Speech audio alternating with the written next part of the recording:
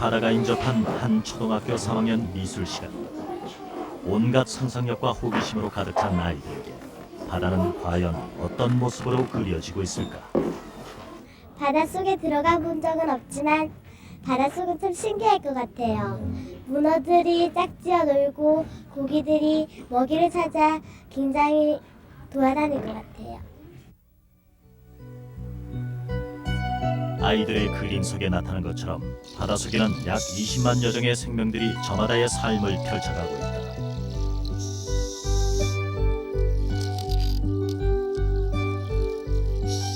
때로는 색다른 모습으로 움직이기도 하고 적의 공격에 대비해 몸의 색깔을 바꿔보기도 한다. 상상도 하지 못할 위장술로 생존의 방법을 터득하기도 하지만 이곳 바닷속에도 엄연히 약육강식의 생존의 원칙이 존재하고 있다. 그러나 자연의 섭리가 그렇듯 바다 생명들도 끊임없이 자신의 종족을 번식해내고 있다. 취재팀은 1년여 동안 240여 회의 수중 촬영을 통해 동해 바닷속의 생명들을 만나보기로 했다.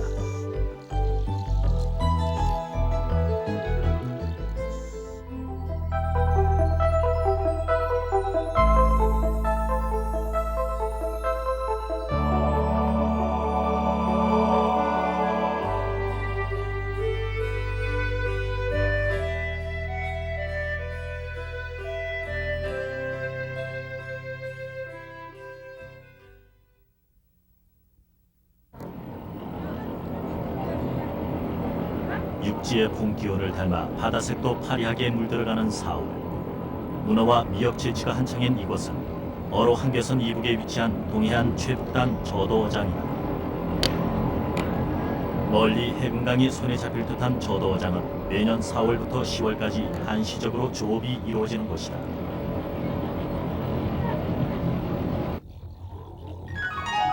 취재팀은 이곳 저도어장에서 문어를 촬영해보기로 했다.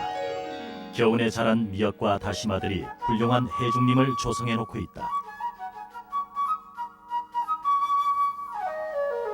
촬영팀이 처음 만난 것은 암초 위의 해면.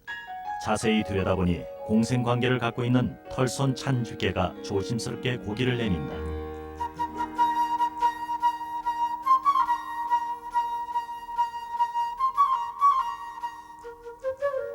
어린 치어들의 유연한 몸놀림이 저도어장에도 봄이 왔음을 실감케 한다.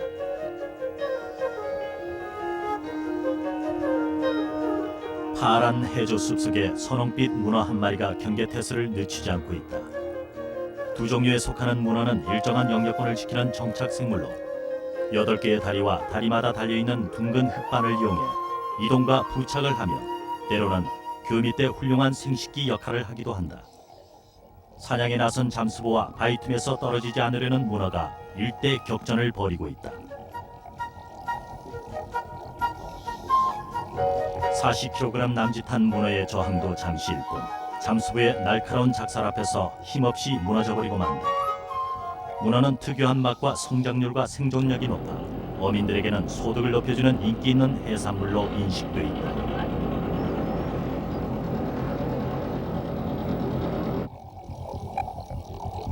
주로 얕은 바다에서 사는 문어는 오징어와 마찬가지로 먹물을 뿜으며 자신을 보호하며 밤에 먹이 사냥을 하는 야행성 동물이다.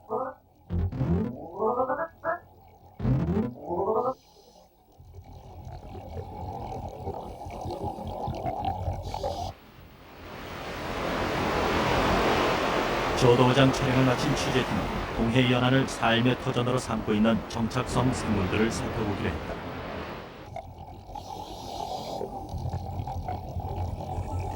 사람도 그렇고 육상동물도 그렇듯이 바닷속에도 일정 지역에는 터줏대감들이 있다.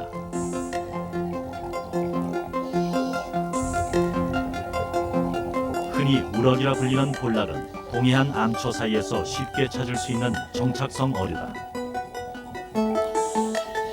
주변 환경에 몸빛을 맞춰 외부로부터 자신을 보호하는 배도라치 또한 연안에 서식하는 어류다.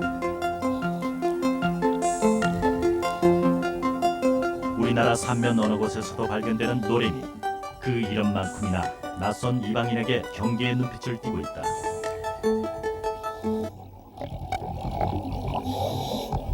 동해안에는 남서해에서 찾아볼 수 없는 바다 생물들이 많이 있다. 그중 대표되는 것은 한해성 폐류인 가리비. 최근 활발한 양식 사업으로 개체수가 눈에 띄게 증가한 상태다.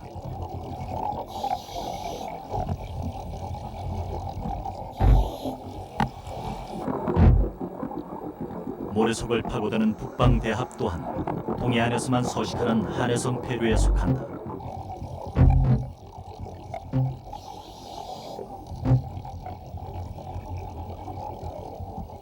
모래에 반쯤 몸을 숨긴 양태 한 마리가 촬영팀이 접근하자 위장이 탄로난 듯 자리를 옮겨본다.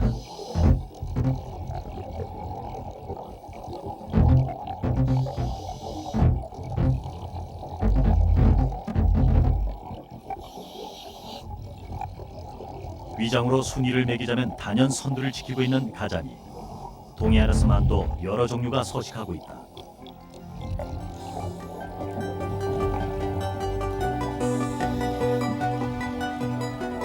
많은 어류들 가운데 망상어는 독특하게 새끼를 낳는 몇 안 되는 난태성 어류 중 하나다. 볼락처럼 교미를 통해 새끼를 낳는 망상어는 보통 한 번에 2 내지 40마리의 새끼를 낳는다. 4월 말경이면 심심찮게 새끼를 뵌 망상어를 관찰할 수 있다.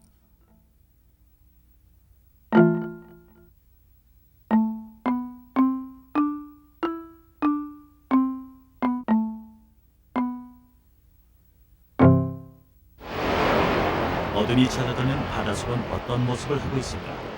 취재팀은 주문진 소돌 앞바다에서 일주일간 야간 수중 생태를 살펴보기로 했다.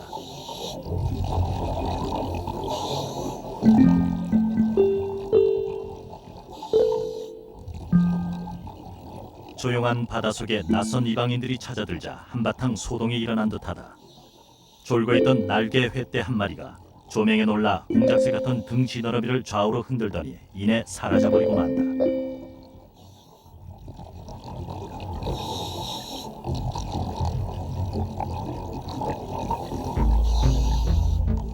모래 위를 천천히 유영하던 은띠 꼴뚜기 한 마리가 황급히 모래 속으로 몸을 숨긴다.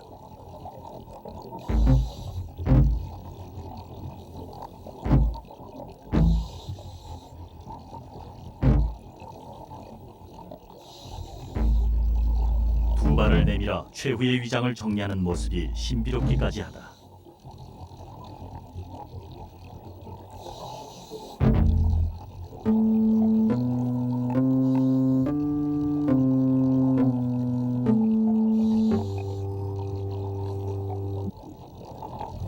취재팀은 모래 위를 좀 더 조사해 보기로 했다.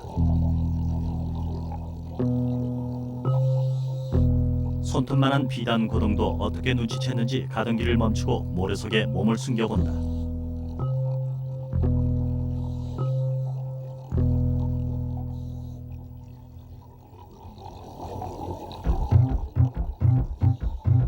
쫓기듯 뒷걸음치는 북방개 가재.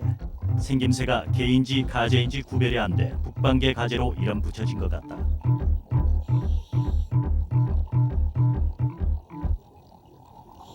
아무래도 모래 속에는 많은 종류의 각각류가 은신해 있는 것 같다. 배 하나 가득 알을 벤 자주새우도 예외 없이 모래 속에 몸을 숨긴다.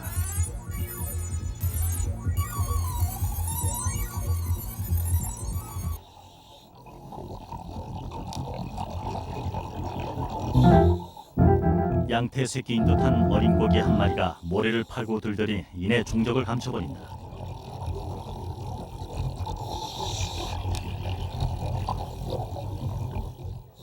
동해안 폐류의 대명사격인 가리비가 먹이 섭취를 하는지 열심히 폐각을 열고 닫는다.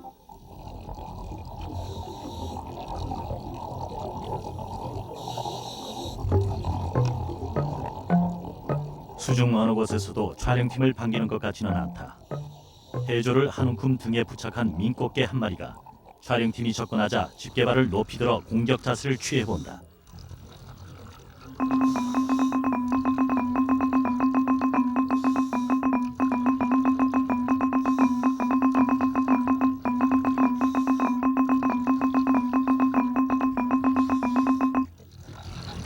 한동안 촬영팀과 대치를 하며 경계의 눈빛을 놓지 않던 민꽃게가 상황의 불리함을 파악한 듯 모래 속으로 천천히 몸을 숨기기 시작한다.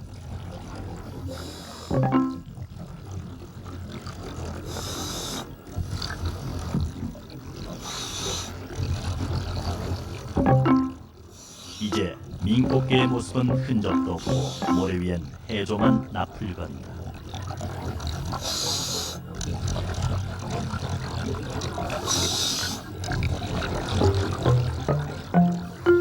뿔물맞이개로 불리는 이 녀석은 모자반의 물고 다닌다. 바로 모자반에 붙은 동물성 플랑크톤을 먹고 있는 중인 것이다. 이처럼 개와 같은 각각류들은 밤에 주로 섭식을 하는 야행성 생물이다.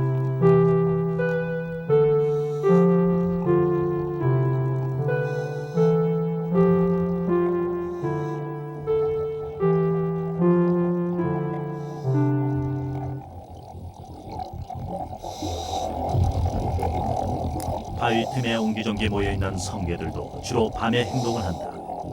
극비 동물의 꽃으로 불리는 성게는 한 번에 자기 몸의 4배 정도를 먹어치우는 대식가다. 자신의 가장 큰 특징인 가시로 바위 틈이나 먹이에 몸을 고정시켜 먹이를 섭취한다.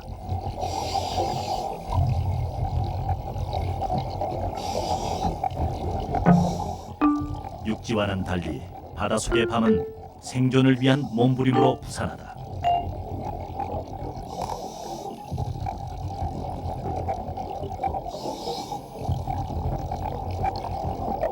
먹이 사냥을 끝낸 듯한 민꽃게 항상이 녹록한 밤 기운에 취해 사랑 나누기가 한창이다. 알집을 벌린 밑에 암컷은 수컷의 성랑을 몸에 받아두었다가 가장 적절한 시기에 산란한다.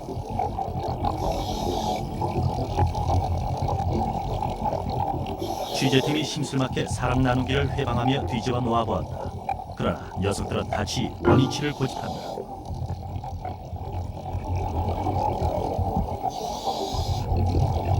이처럼 밤에도 동해바다에는 끊임없는 생명들의 움직임이 계속되고 있다. 밤이 채 가기도 전에 바다의 새벽이 다름박질해온다. 새벽을 가르고 조업에 나선 어민들, 밤새 어떤 고기들이 걸려들었을까? 취재팀은 청침한 그물에 몸을 던졌다.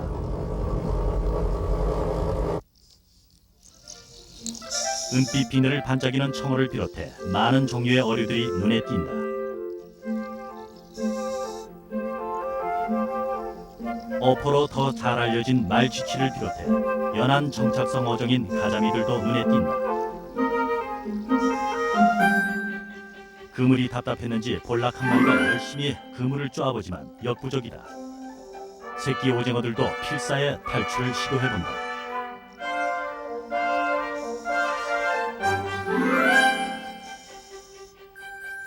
그물 속에는 난류성 어종인 오징어들을 비롯해 대표적인 한해성 어종에 속하는 대구 새끼들도 무리지어 다니고 있다.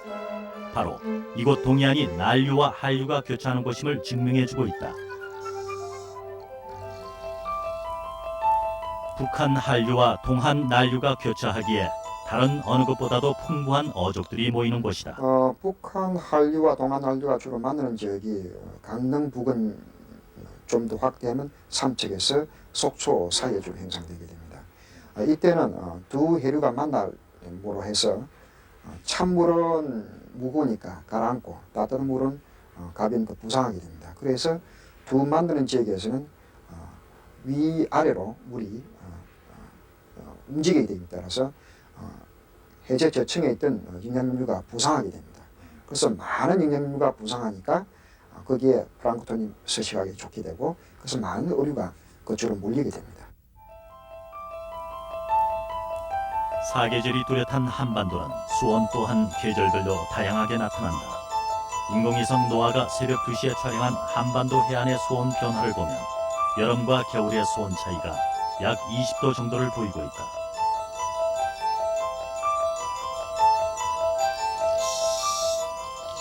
이런 수온 차이에 의해 동해안에서는 계절별로 다양한 고기들이 잡히고 있다. 여름에는 오징어, 가을에는 양미리, 겨울에는 명태 등이 잡히는 것은 바로 이곳이 황금 어장임을 보여주는 것이라 할 수 있다.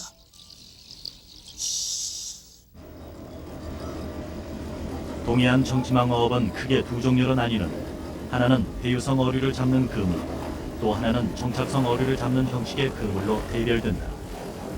동해에 닻을 내리고 그물을 부리는 어민들에게 바다는 바로 생명이라 할 수 있다. 만선의 기쁨을 주는 것도 바다요, 흉어의 실망을 남겨주는 것도 바다인 것이다.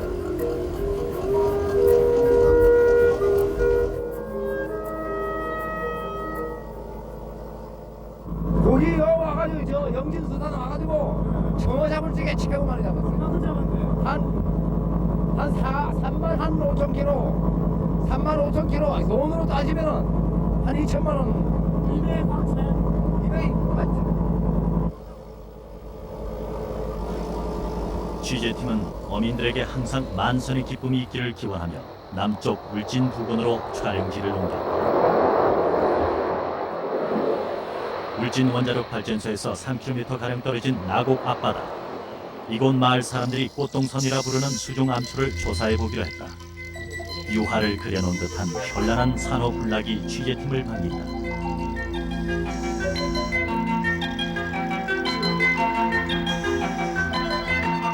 구멍 하나하나가 한 개체인 해면 위에 소라게가 먹이를 먹고 있다. 붙어있는 히드라를 잡아먹고 있는 개민승 달팽이의 모습도 카메라에 잡혔다. 이렇듯 꽃동산에는 다양한 수중 생명들이 숨쉬고 있다.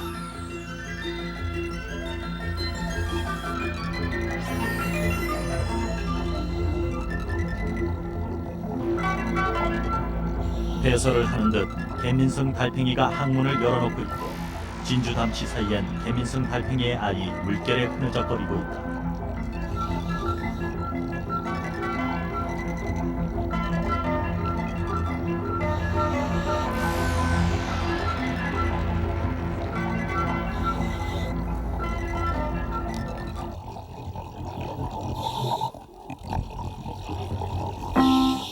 암초 옆 모래밭에는 또 다른 생명체들의 모습이 관찰된다. 촬영을 마치고 올라오던 취재팀은 수면 가까이에서 한 무리의 새우떼를 만날 수 있었다. 운 좋게 만난 이 새우떼들은 곤쟁이의 일종으로 동물성 플랑크톤에 속한다. 언제 어디서 어떤 해류를 타고 동해안 안으로 찾아드는지 알 수는 없지만 초여름 이곳 울진 앞바다에서는 간혹 만날 수 있는 진객이다.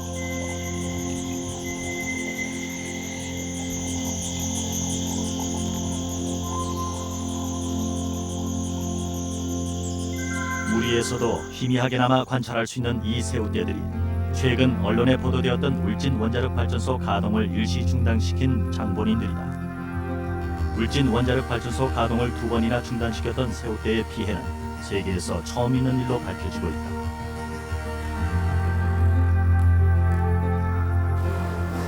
취재팀은 국내 방송사상 처음으로 원자력 발전소 안의 수중 상태를 살펴보기로 했다.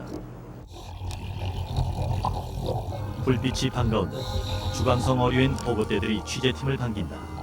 바닷물을 끌어들이는 취수탱크 앞바다의 수중 생태는 여느 동해 바닷속과 별 차이가 없어 보인다. 파도를 피해 항구 안으로 들어온 듯 제법 많은 어류들이 관찰된다.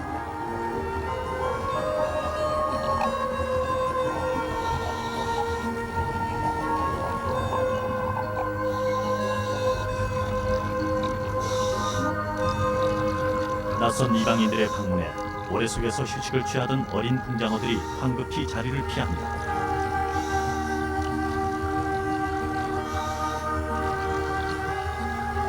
새양 쥐치 몇 마리가 발전소에서 끌어당기는 빠른 유속을 이기려는 듯 모자반을 입에 물고 잠을 청하는 모습이 색다롭다.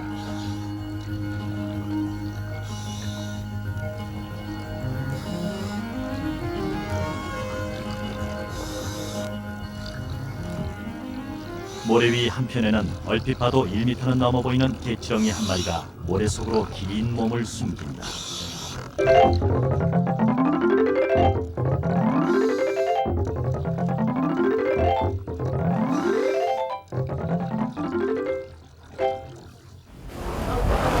취수 탱크에서 야간 촬영을 마친 취재팀은 다음날 배수 탱크 앞을 조사해 보기로 했다. 수온이 높아서인지 무관으로도 많은 어류들을 관찰할 수 있다.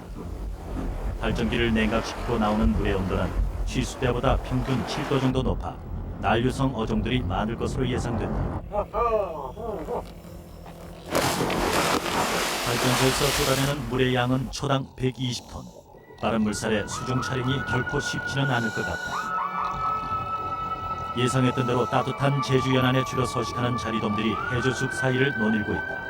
그러나 물 밖에서 육안으로도 관찰할 수 있었던 송화대들은 멀찌감치 자리를 피해 그 모습을 카메라에 담기가 쉽지 않다.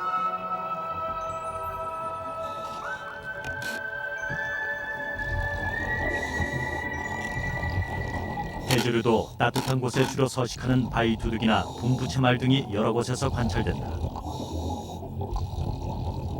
낚시에 걸린 숭어 한 마리가 애처롭게 발버둥을 쳐보지만 낚시에서 벗어나기는 어려워 보인다. 얼핏 보기엔 해상 같아 보이는 생명체가 모래 위를 이동하고 있다. 자세히 살펴보니 보통 동해연안에서 볼 수 있는 해삼이 아니다.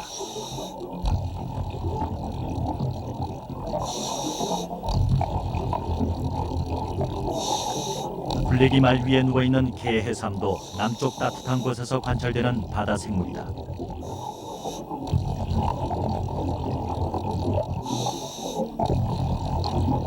조사를 계속하다 촬영팀이 마주친 것은 돌기투성 군소.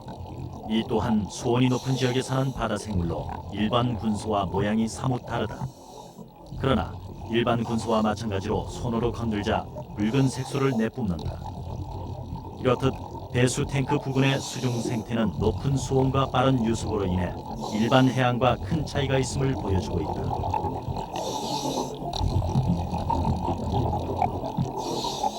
아무튼 이번 촬영이 발전소 부근의 근본적인 생태계 조사의 밑바탕이 되길 기대해본다. 봄이 가고 여름의 문턱에 접어들면 동해안에는 꽁치들이 북상해 올라온다. 오징어, 명태와 함께 동해안 3대 어종으로 손꼽히는 꽁치는 유자망을 이용해서 잡는다. 꽁치는 일반적으로 수심 25m 이내에서 수평 이동을 하는 습성이 있어 그물을 수면에서 깊이 1.5m 정도의 폭으로 내려뜨린다.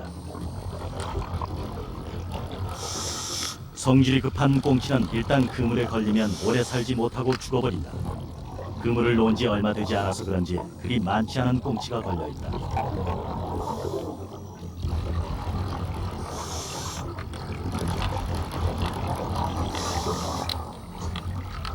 5월, 꽁치는 해류를 따라 북상하여 육지 근처의 해조에 산란을 한다. 이런 습성을 이용해 어민들은 간단한 방법으로 꽁치를 잡는데 일명 손꽁치잡이라 부른다. 꽁치가 다닐 만한 길목에 해조 묶음을 띄워놓으면 꽁치들이 몸을 비비며 해조 속으로 찾아든다. 손으로 잡은 꽁치는 그물꽁치보다 신선도 등 상품 가치가 높아 더 많은 가격을 받게 된다.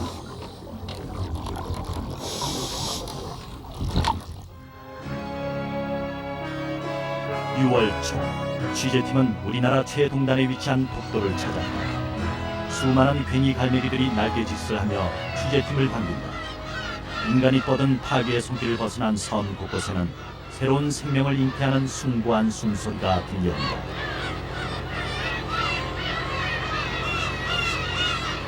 갈매기 무리에 어울린 황노 한 마리가 독도가 철새들의 안식처임을 말해주고 있다.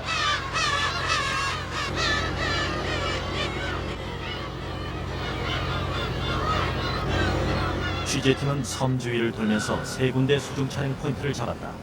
유리알처럼 맑고 찬 심해 바닷물 속으로 해조류들이 속살을 드러내 보이고 있다. 처음 수중 촬영을 시도한 것은 동도와 서도 사이에 위치한 삼형제 굴바위.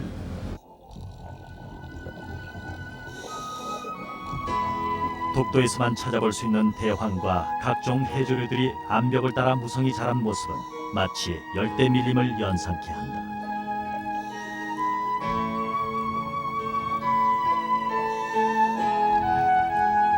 대지어 몰려다니는 불볼락치어들의 유형은 독도가 살아 숨쉬고 있음을 말해준다. 제주 연안에 많이 보이는 용치 노래미도 독도 수중에서는 쉽게 관찰된다.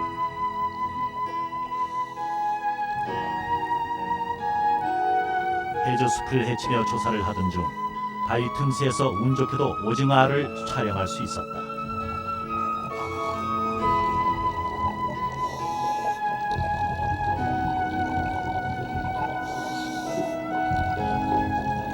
독도의 수중은 한해성 생물과 난해성 생물들이 공존하는 색다른 생태를 연출해내고 있다.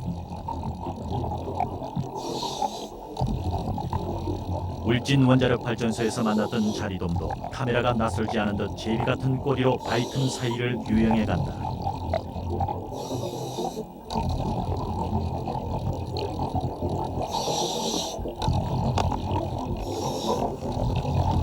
사람들의 손이 닿지 않아서인지 독도는 천의 환경을 간직하고 있다.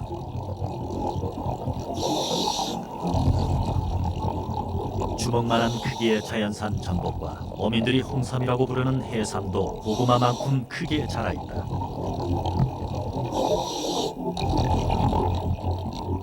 독도의 수중은 마치 동해바다의 대표라고 부를 수 있을 정도로 좋은 환경을 유지하고 있다. 서도 너머로 태양이 기울고 밤이 찾아오자 오징어 배들이 하나둘 불을 밝히기 시작한다. 밤고동이 분주히 대황 위를 기어다니며 먹이를 찾고 있고 해조를 베개 삼은 불가사리는 꿈나라를 헤매는 듯하다. 군소 한 쌍이 남의 시선에도 아랑곳하지 않고 짝짓기에 정신이 없다. 어류들은 대부분 밤에 수면을 취하고 있지만 연체동물의 많은 종류들은 주로 밤에 활동을 하는 야행성이다.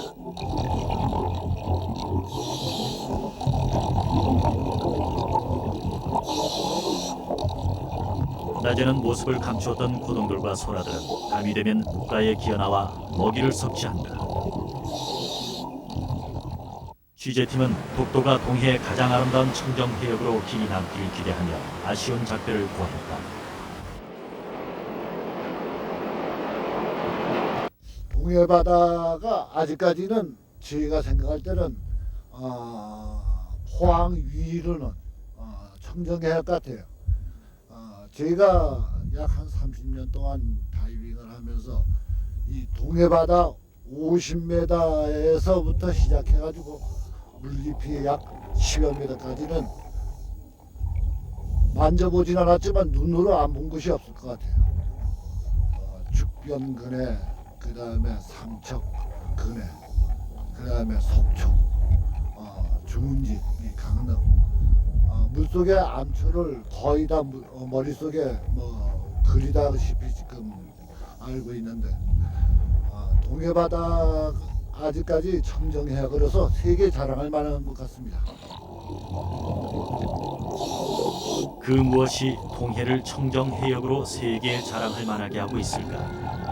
겉으로 보기에는 섬 하나 없는 끝없는 망망대해처럼 보이는 동해바다 속에도 적지 않은 암초와 그 암초를 터전으로 각양각색의 바다 생물들이 살아가고 있다.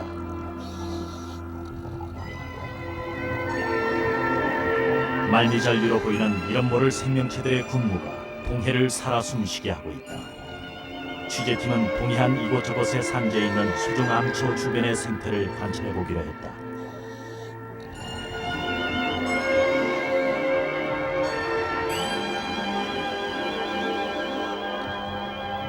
우산 관덕개 꽃 개찌렁이, 공작 같은 깃털을 자랑하며 화려한 빛깔로 먹이를 유인하는 이 녀석은 촬영팀이 가까이 다가가자 이내 몸을 감춰버린다.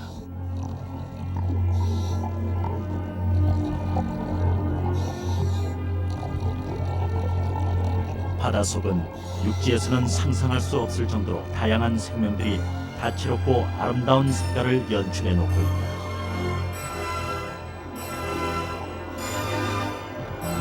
젤리피쉬로 불리는 해파리 또한 빼놓을 수 없는 바다 구성원의 하나이다. 해파리는 세계적으로 약 200여 종이 있는 것으로 알려져 있는데 히드라, 말미잘, 산호 등과 함께 자포 동물에 속한다.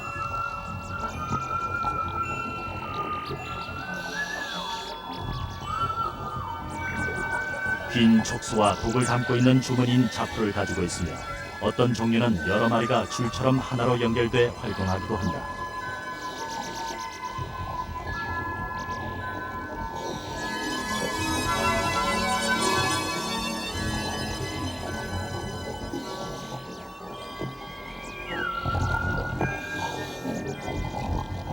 바닷속에는 아직 실체가 밝혀지지 않는 많은 생명들이 제 이름을 찾을 꿈을 꾸며 살아가고 있다.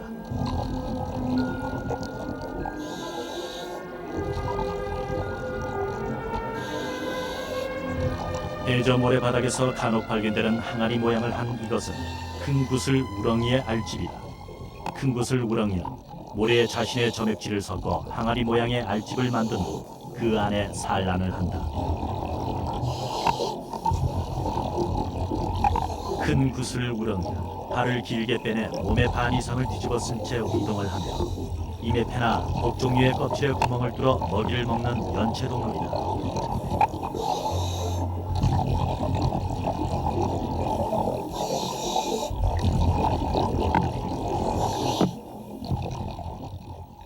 수중 암초 주변의 촬영을 마친 취재팀이 채취해온 비너스 백합에서 놀라운 일이 벌어졌다. 조개속은 온데간데 없고 진낙지들이 제집인 양 산란한 알을 보호하고 있었다. 하찮은 생물도 이렇듯 자신의 종족을 번식시키는 나름대로의 삶의 방식을 터득하고 있는 것이다. 진낙지의 이런 특성을 이용해 소의 일부 어촌에서는 조개 껍질을 줄에 엮어 진낙지를 잡기도 한다.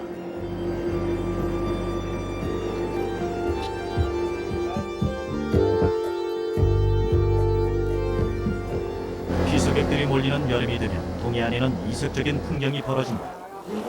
다름 아닌 해변의 퍼덕이는 멸치를 잡는 것인데 피서객들에게 낭만과 또 다른 추억거리를 제공해준다. 연안의 수온이 상승하면서 만류의 세력을 따라 이동하는 멸치는 단년생으로 군집 생활을 하는 어류다.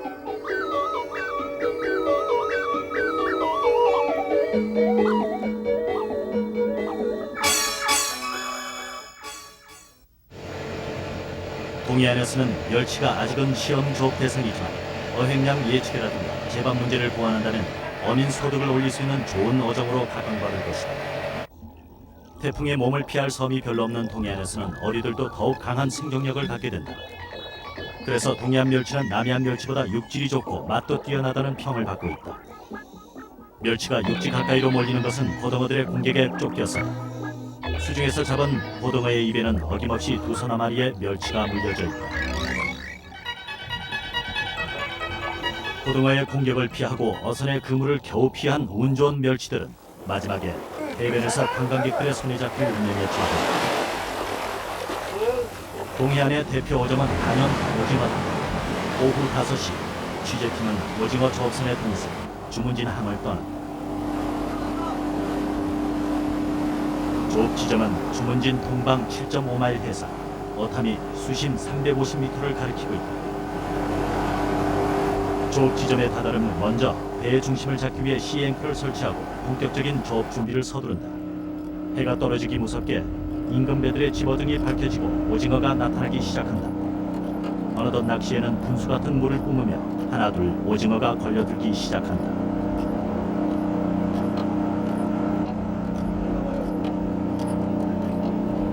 야간에다 유속이 빨라 수중 촬영이 쉽지는 않을 것 같다. 취재팀은 안전을 고려해 로프에 몸을 의지한 채 촬영을 시도했다. 보거 한 마리가 왔다가 사라지더니 갑자기 오징어 한 마리가 조명기로 돌진, 먹물을 내뿜고 정신을 잃고 만다.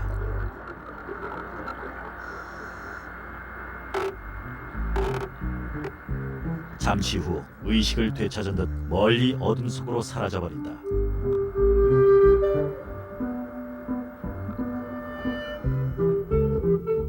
수심 30m 지점에서 30분간 오징어를 기다려봤지만 더 이상 소득이 없었다. 낚시가 이제 내려갔다 올라오면서 물 속에서 이제 낚시 그 갈치가 그걸 올릴 때 이제 거기에 이제 어떤 이제 물갈치를 일으키게 되니까 오징어가 그걸 먹이로 이제 보고 이제 달라들어 문다고 봅니다. 오징어 낚시는 미끼가 없다. 야광의 낚시와 물속에서 일궈내는 물갈퀴로 오징어를 유인해 잡는다. 두 번째 수중 촬영. 이번에는 카메라만 로프에 묶어 수심 50m까지 내려보냈다. 그러나 이번에도 유영하는 오징어의 모습은 보이지 않고 낚시에 걸려 올라오는 오징어만 볼 수 있었다. 어탐에 나타났듯 오징어는 예상보다 깊은 수심 100m 정도에서 잡힌다는 결론을 내릴 수 있었다.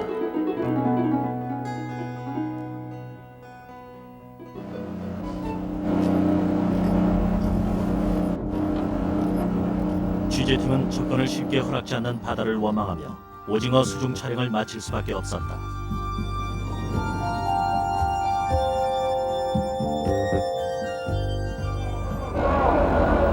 가을을 맞은 고성군 거진 앞바다.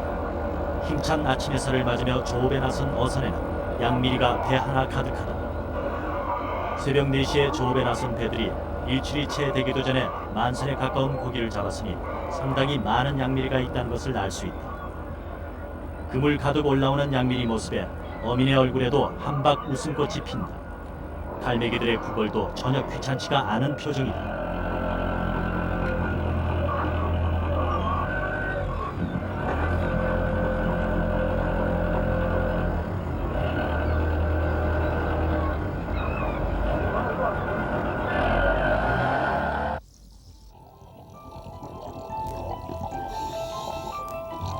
물속 그물엔 양미리가 빼곡히 걸려있다. 그 양이 너무 많아 일부 그물은 무게를 못 이겨 바닥으로 나둥그러져 있다. 어민들이 양미리라 부르는 이 어류의 공식 명칭은 까나리라고 하는데 정확한 명칭 사용에도 신경을 써야 할 것 같다.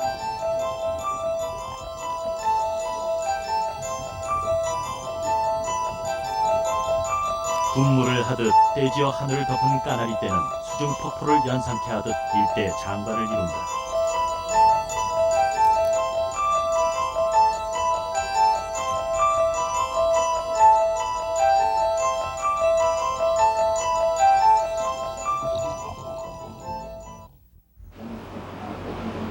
겨울이 오면 동해안 북부 항구는 또 다른 조업으로 부산하다. 동해안에만 찾아오는 한해성 어류인 명태를 잡기 위해 새벽부터 시린 겨울 파도와 싸워야 한다.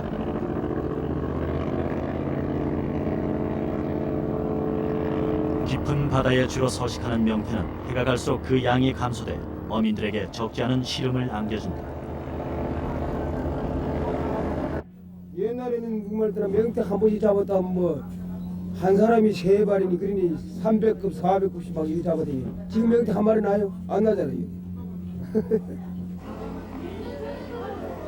연안 어자원의 감소로 어선 어업은 날로 쇠퇴해가고 있다. 겨울이면 고기와 사람들로 발 디딜 틈이 없던 거진항의 한 사람이 오늘의 어촌의 모습을 얘기해준다. 취재팀은 섭씨 4도 정도의 차가운 겨울바다를 살펴보기로 했다. 겨울의 연안 물속도 자원이 많이 고갈되어 있음을 알 수 있다. 수년 전까지만 해도 암초 옆 해주에서는 수많은 도루묵의 산란을 관찰할 수 있었으나 지금은 아래 모습조차 찾아보기 힘들게 됐다. 모자만에 붙은 도루묵 알은 물결에 휩쓸리며 산소를 공급받아 부화를 기다린다.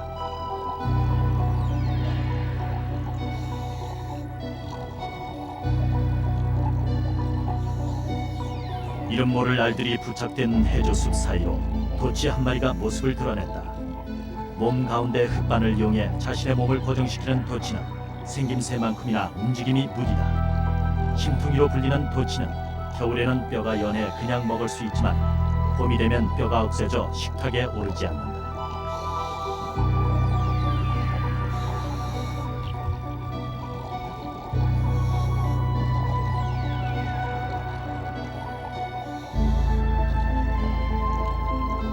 차가운 수온이 싫은지 문어도 굴 속에 몸을 숨긴 채 움직일 줄 모른다.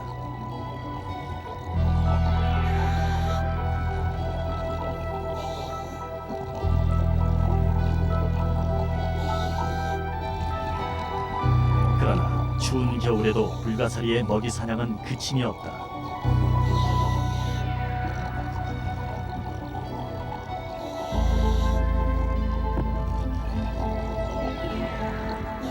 물속의 겨울은 육지의 봄과 여름에 해당한다. 해조류들은 주로 겨울이 시작되면서 자라기 시작해 이듬해 봄이 되면 녹아들기 시작한다. 다시마, 미역, 쇠미역 등 이른바 한해성 해조류들은 개체가 커서 각종 해양 생물의 중요한 먹이 자원으로서 뿐만 아니라 해양 동물의 서식 산란처로 이용돼 수중 생태계에서는 없어서는 안 될 존재다.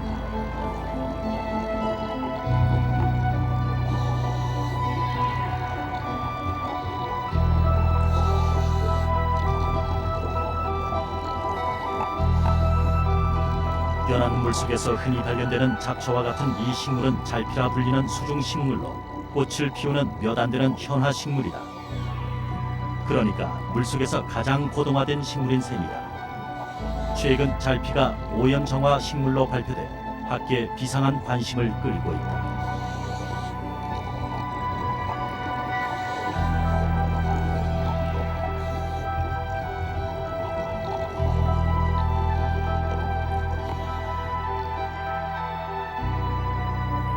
잠들어버린 시린 겨울날의 항구. 바다가 때로 성을 내고 몸부림칠 때 어민들은 조업을 나갈 수 없게 된다. 하지만 겨울에 거친 파도 넘어 바닷속에는 수많은 생명들의 합창이 쉼없이 계속되고 있다. 저 신비하고도 질긴 생명의 화음으로 꿈틀거리는 동해. 동트는 새벽이면 바다는 파도에 그을린 구릿빛 어민들에게 또다시 손짓을 할 것이다. 시퍼렇게 고동치는 푸른 동해, 그 속으로 오라고.